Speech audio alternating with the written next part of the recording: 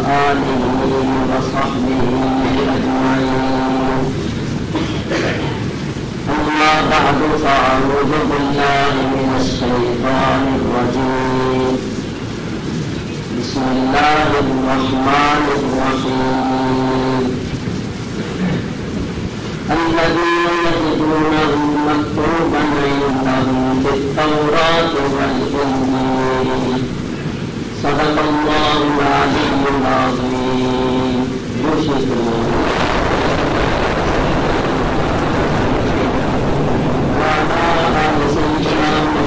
محمد وأصحاب سيدنا مولانا محمد وبارك وسلم صلاة وسلام عليك يا رسول الله. حضرات محترم، جمعے کا وقت بہت مختصر ہوتا ہے. اس مختصر سے وقت میں مختصر بیان ہی ہو سکتا ہے. صرف ایک چیز آپ حضرات کے سامنے پیش کرتا ہوں. دیکھیے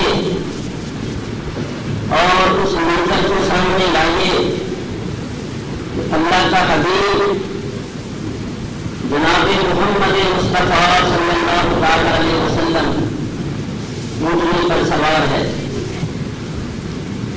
اور آپ کے ساتھ دوسرے اونٹنی پر حضرت ابوبکر صدیق رضی اللہ تعالیٰ عنہ سوار ہے. یہ دو سوار مکہ مکرمہ سے ہجرت کر کے مدینہ منورہ تشریف لائے. مدینہ منورہ کے لوگ حضور علیہ الصلوۃ والسلام کا دن رات راستہ دیکھتے تھے. اونچی اونچی پہاڑیوں کے اوپر چڑھ کر آنے والے اس مقدس مہمان کو دیکھتے تھے کہ اچانک شور بلند ہوا کہ مکے والا معزز مہمان اللہ کا حبیب جو اللہ کی راہ میں اپنے وطن کو چھوڑ کر ہجرت کر کے مدینہ منورہ آ رہا ہے وہ تشریف لے آیا.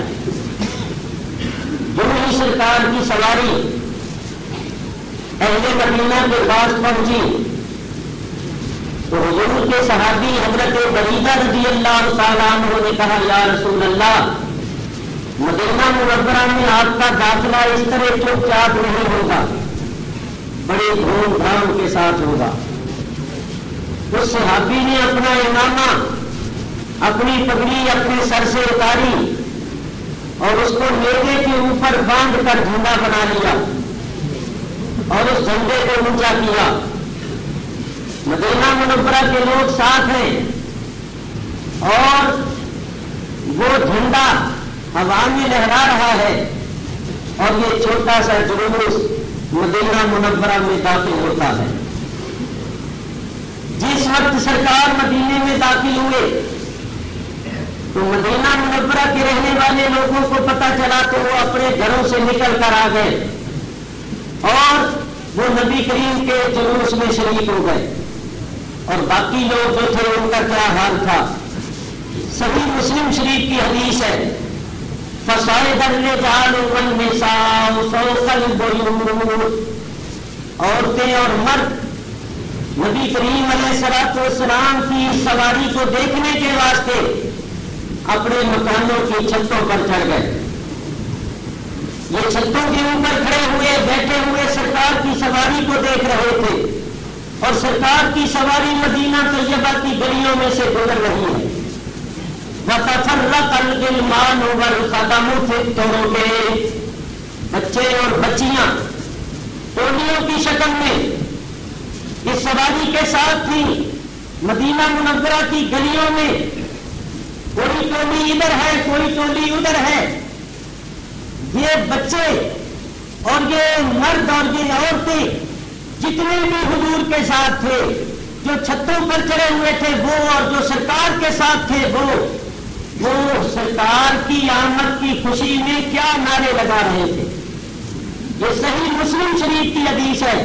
ینادون یا محمد یا رسول اللہ یا محمد یا رسول اللہ، سب کی زبانوں پر ایک ہی نعرہ تھا، یا محمد یا رسول اللہ یا رسول اللہ۔ مدینہ منورہ کی گلیوں میں جلوس پھول رہا ہے اور مسلمان خوشی اور مسرت کے ساتھ یا رسول اللہ کے نعرے لگا رہے ہیں۔ مدینہ طیبہ کے لوگوں نے یہ جلوس کیوں نکالا، یا رسول اللہ کے نعرے کیوں لگائے؟ اس لیے کہ ان کو رسول اللہ کی آمد کی خوشی تھی، رسول اللہ کی تشریف لانے کی خوشی تھی۔ دنیا بھر کے مسلمان ربیع الاول شریف کے مہینے میں 12 ربیع الاول کو جلوس نکالتے ہیں اور درود و سلام پڑھتے ہیں، یا رسول اللہ کے نعرے لگاتے ہیں، کیونکہ یہ صحابہ کرام کی سنت ہے۔ مدینے والوں نے یا رسول اللہ کے نعرے کیوں لگائے، جلوس کیوں نکالا؟ ان کو سرکار کے تشریف لانے کی خوشی تھی۔ اسی طرح جب سرکار کی ولادت ہوئی تو آسمان کے فرشتے جلوس نکال کر آسمانوں سے آئے اور وہ بھی درود و سلام کے نغمے گا رہے تھے۔ معلوم ہوا سرکار کی آمد کی خوشی میں جلوس نکالنا اور یا رسول اللہ کے نعرے لگانا یہ فرشتوں کی سنت بھی ہے اور صحابہ کرام کی سنت بھی ہے۔ سرکار جس مسلمان کے دروازے پر جاتے ہیں وہ اونٹنی کی نہار پکڑ لیتا ہے۔ حضور میرے غریب خانے پر قدم روزہ فرمائیے، حضور میرے گھر میں تشریف لائیے، میرے گھر میں قیام فرمائیے۔ مدینہ منورہ کے رہنے والے تمام مسلمانوں، تمام صحابہ کی یہ آرزو تھی کہ سرکار میرے گھر میں رونق افروز ہو۔ اور سرکار کیا فرماتی ہے؟ سرکار فرماتے ہیں مترکوہا، میری اس اونٹنی کو چھوڑ دو، اس کو نہ پکڑو۔ فإنہا مأمورہ، یہ اللہ کی طرف سے مأمور ہے، جہاں اللہ کا حکم ہوگا یہ بیٹھ جائے گی۔ اونٹنی جا رہی ہے، کیا ہوا؟ حضور علیہ الصلوۃ والسلام کے بڑے پیارے صحابی حضرت ابو ایوب انصاری رضی اللہ تعالیٰ عنہ کے مکان پر اونٹنی بیٹھ گئی۔ یہ واقعہ آپ نے بارہا سنا ہوا ہے، کتابوں میں پڑھا ہوا ہے، میں نے مختصر سے وقت میں یہ بتانا ہے کہ مدینہ طیبہ کی سب صحابہ مشتاق تھے، سب کے سب دل سے چاہتے تھے کہ حضور ان کے گھر میں قیام فرمائے، قدم رنجہ فرمائے۔ تو پھر سرکار کی اونٹنی حضرت ابو ایوب انصاری کے مکان پر کیوں بیٹھی؟ نبی کریم سب کے رسول ہیں، سب کے لیے رحمت ہے، سب مومنوں کے لیے رؤوف الرحیم ہیں، تو آپ کی سواری حضرت ابو ایوب انصاری کے دروازے پر کیوں بیٹھی؟ اس کی کیا وجہ ہے؟ یہ وجہ آپ کو بتانی ہے۔ سنیے، نبی کریم علیہ الصلوۃ والسلام کی ولادت سے 1000 برس پہلے ایک بادشاہ ہوا جس کا نام تھا تبع حمیری، قرآن میں بھی اس کا ذکر ہے۔ اللہ فرماتا ہے وَقَوْمُ تبع کی قوم۔ وہ تبع بادشاہ جو تھا اس کو یہ شوق تھا کہ میں ساری دنیا کو فتح کروں، روئے زمین کو فتح کروں، ہر شہر اور ہر گاؤں پر میرے جھنڈے لہرا رہے ہوں اور روئے زمین پر میری حکومت ہو۔ تو وہ فتوحات کرتا ہوا، اپنی فتح کے پرچم لہراتا ہوا مکہ مکرمہ میں آیا۔ وہ اپنے ساتھ ہر قسم کے آدمی رکھتا تھا، اس کے ساتھ علماء بھی تھے جو تورات کے عالم تھے، آسمانی کتابوں اور صحیفوں کے عالم تھے۔ وہ اپنے ساتھ راہب، فقراء، بزرگان دین سب کو ساتھ رکھتا تھا۔ فطری طور پر، طبعی طور پر وہ بادشاہ بڑا نیک بادشاہ تھا۔ جب وہ مکہ مکرمہ آیا تو علماء نے مشورہ دیا کہ اے بادشاہ، یہ شہر جو ہے یہ بڑا مقدس شہر ہے، اس شہر میں اللہ کے نبی حضرت ابراہیم خلیل اللہ کا بنایا ہوا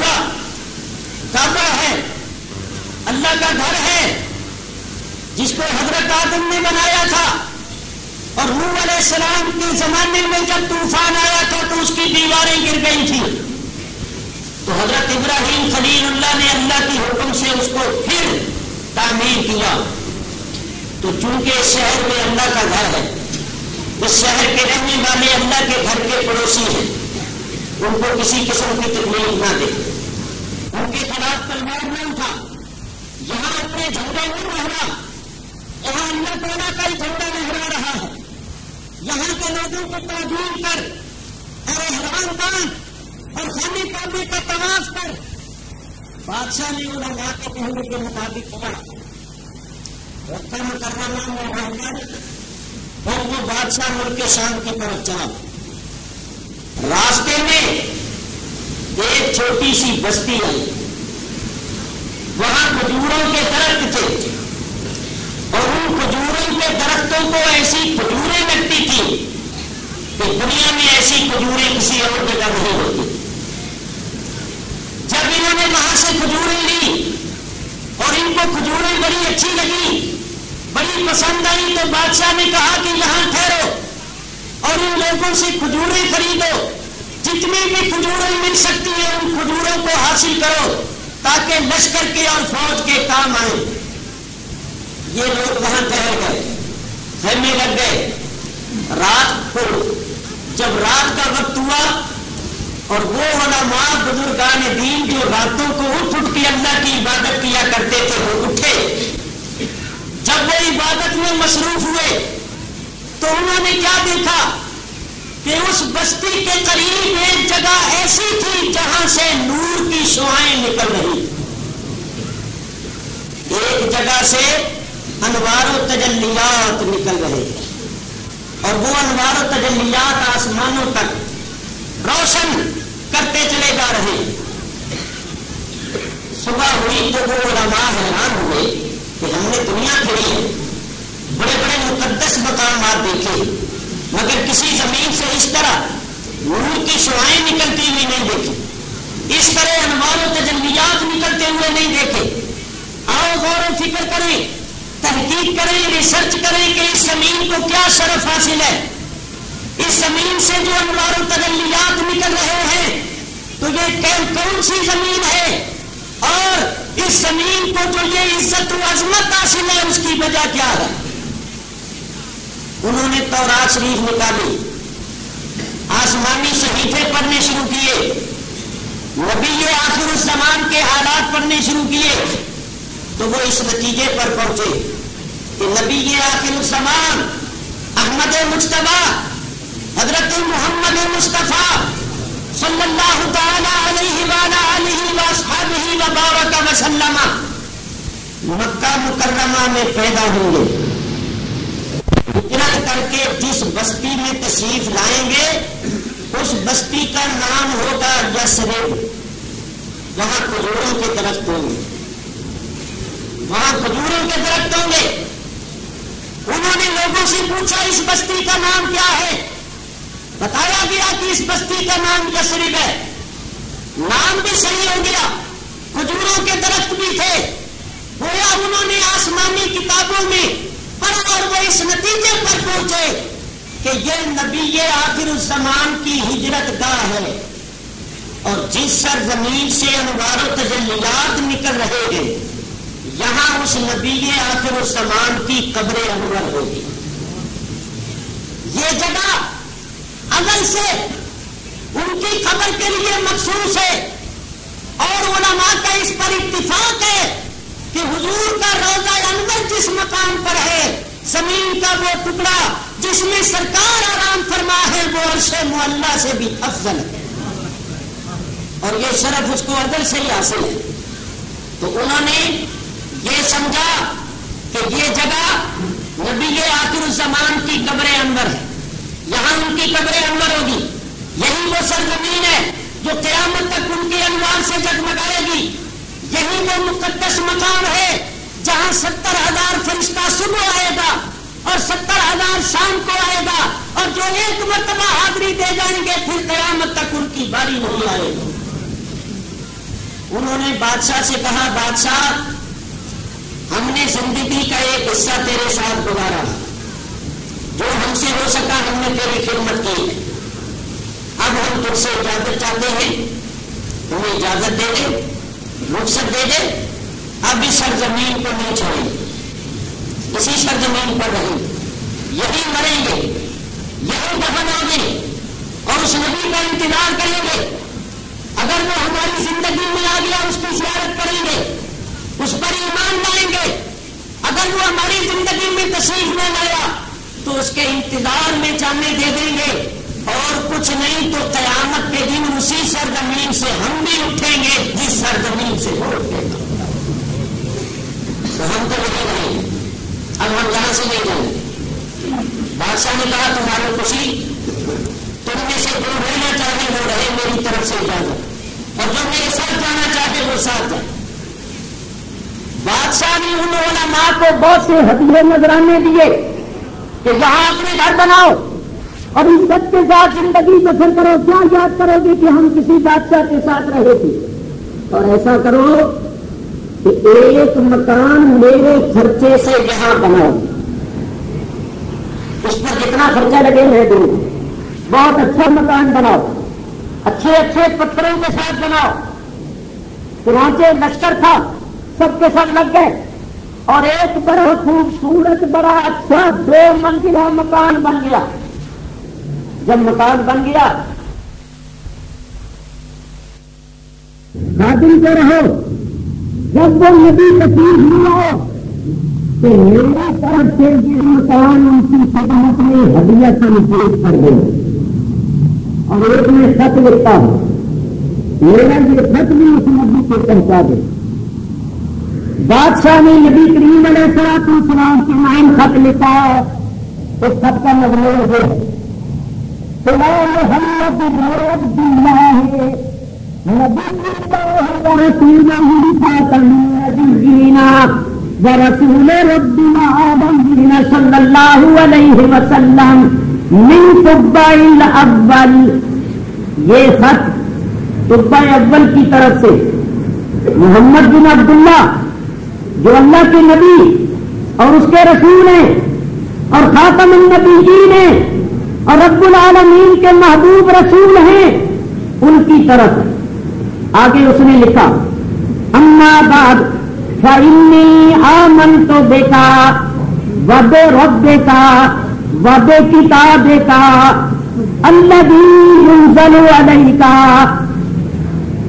اے نبی، اے اللہ کے حبیب، میں تجھ پر ایمان لایا، تیرے رب پر ایمان لایا، تجھ پر جو کتاب اترے گی قرآن اس پر ایمان لائے، والا دین کا، اور تیرے دین پر ایمان لائے، وآمنت بکل ما جاء من ربک، میں ہر اس چیز پر ایمان لایا جو آپ اپنے رب کی طرف سے لے کر آئیں گے۔ فاشفع لی یا رسول اللہ، میں آپ پر ایمان لا رہا ہوں، آپ میری شفاعت کرنا، ولا تنسنی یوم القیامہ، اور قیامت کے دن مجھے بھول نہ جانا۔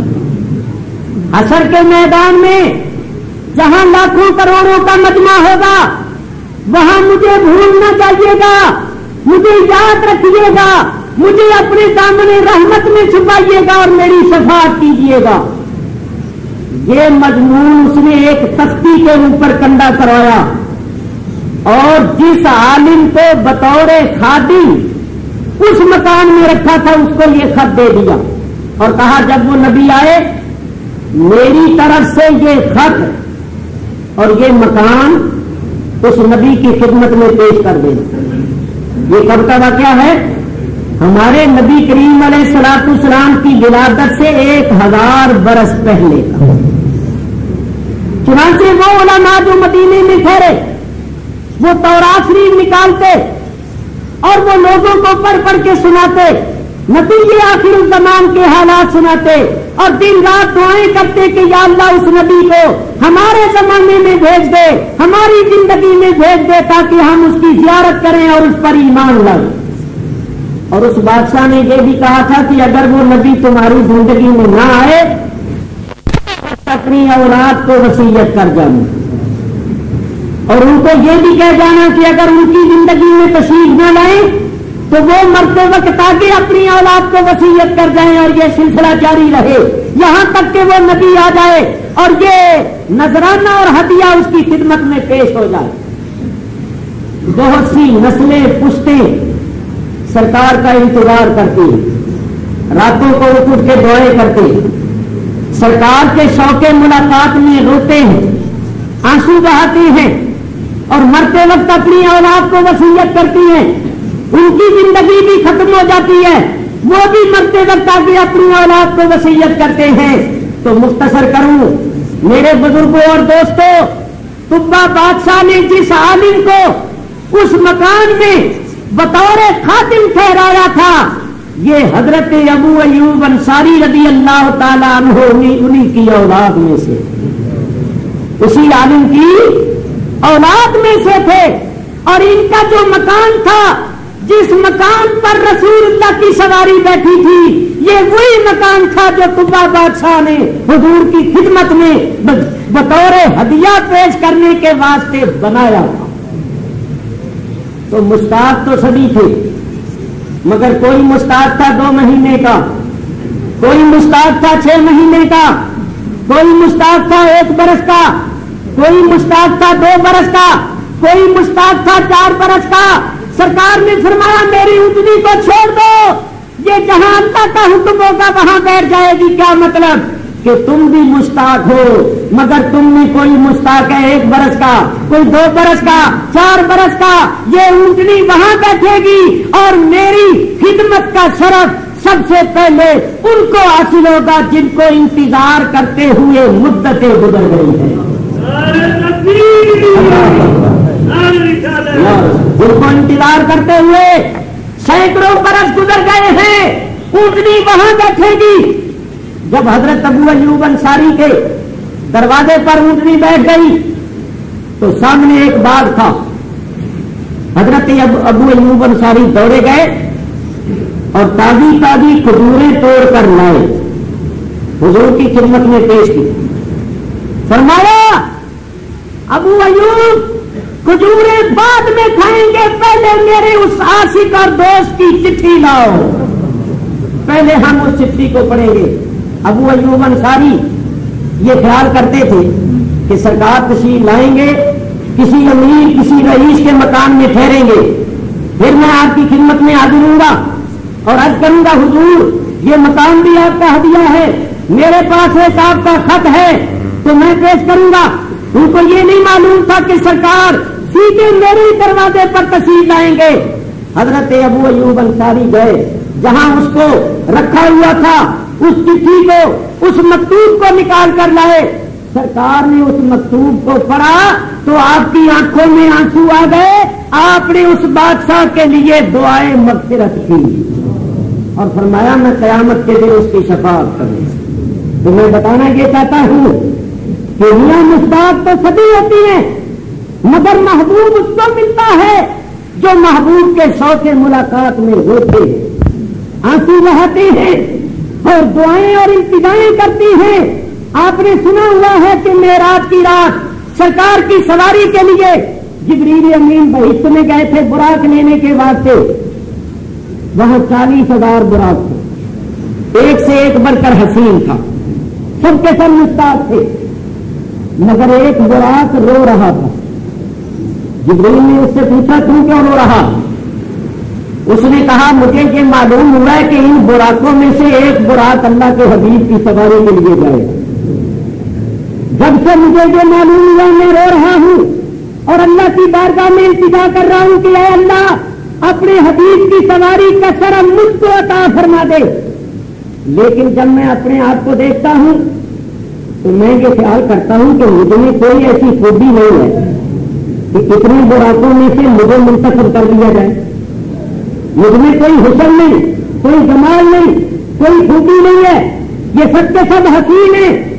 مجھ میں کون سی خوبی ہے کہ میرا انتخاب ہو جائے گا؟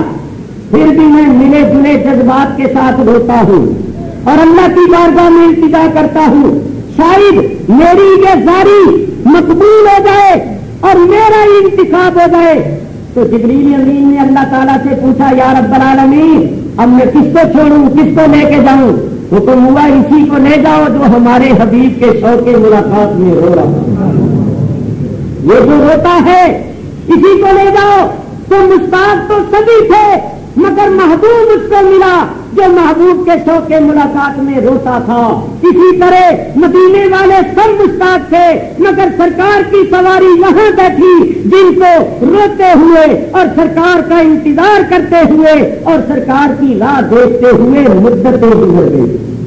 معلوم ہوا کہ ہمارے نبی کریم علیہ الصلوۃ والسلام کی ذات اقدس پر سینکڑوں برس پہلے بھی لوگ ایمان لائے اور حضور کے ساتھ محبت رکھتے تھے اور سرکار کی بارگاہ میں التجا کرتے تھے کہ یا رسول اللہ قیامت کے دن ہماری شفاعت فرمانا.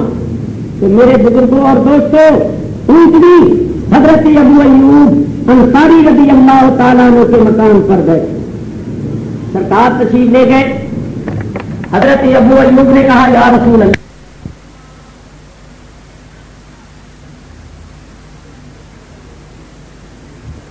تم بھی اسی مکان میں رہو. اس کی دو منزلیں, ایک میں میں رہتا ہوں ایک میں تم رہو. تو حضرت ابو ایوب انصاری نے عرض کیا حضور آپ اوپر کی منزل میں رہیے, ہم نیچے رہیں گے کیونکہ اوپر رہنا ادب کے خلاف ہے. فرمایا نہیں ہم نیچے رہیں گے اس لیے کہ ہمارے پاس لوگوں کا آنا جانا ہوگا. اگر تم نیچے رہو گے تو تمہیں تکلیف ہو, بار بار پردہ کروانا پڑے گا. تو ہم نیچے رہیں گے اور تم اوپر رہو. اس طرح نیچے اوپر رہنے میں کوئی فرق نہیں پڑتا. ادب دل میں ہوتا ہے, تمہارے دل میں ادب ہے تو ہمارا حکم ہے کہ تم اوپر رہو. تو حضرت ابو ایوب انصاری اوپر کی منزل میں رہتے تھے اور اتنا خیال کرتے تھے. فرماتے ہیں ہم کبھی جوتی پہن کر رات کو نہیں چلتے تھے کہ جوتی پہن کر چلنے سے زیادہ آواز ہوتی ہے تو کہیں سرکار کے آرام میں خلل واقع نہ ہو جائے. ننگے پاؤں چھت پر چلتے تھے اور بڑے احتیاط کے ساتھ آہستہ سے پیر رکھتے تھے